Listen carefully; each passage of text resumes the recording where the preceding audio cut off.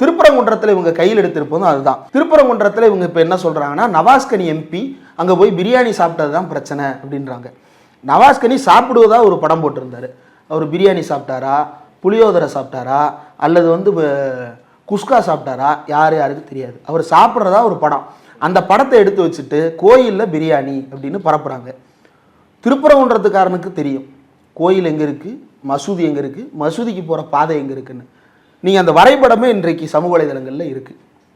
மலைக்கோயில் அப்படின்றது மலையில் குடைவரை செய்யப்பட்டு கீழே இருக்கக்கூடிய கோயில்.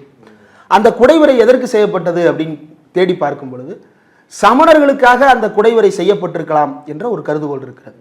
சிவனுக்காக செய்யப்பட்டிருக்கலாம்னு ஒரு கருதுகோள் இருக்கு. முருகனுக்காக செய்யப்பட்டதாக கருதுகோளுக்கே இடமில்லாத வகைக்கு தொல்லியல் ஆய்வறிஞர்களே தங்களுடைய புத்தகங்களில் குறிப்பிட்டிருக்கிறாங்க. அதில் 2004 2005 வெளிவந்த தொல்லியல் ஆணையர் ஒருத்தருடைய புத்தகத்தில் குறிப்பிட்டிருப்பது என்னன்னா, சிவனுக்காக முதலில் குடைவரை செய்யப்பட்டதாக இந்த கோயில் கருதப்பட்டாலும் நாயக்கராட்சி காலத்திற்கு பிறகு இது முருகன் கோயிலாக மாற்றப்பட்டிருக்கிறது அப்படின்னு அவர் குறிப்பிடுகிறார். முருகன் அங்கே மூலவர் கிடையாது, மூலவர் சிவன் தான். ஆனால் பின்னாளில் முருகனுக்கு அதீத முக்கியத்துவம் கொடுக்கப்பட்டு அந்த கோயில் மாற்றப்பட்டிருக்கிறது அப்படின்னு அவர் கருதுகிறார். அப்போ சிவன் கோயிலை முருகன் ஆக்கிரமிச்சிட்டாரா, இல்லை சமணர் கோயிலை சிவன் ஆக்கிரமிச்சிட்டாரா?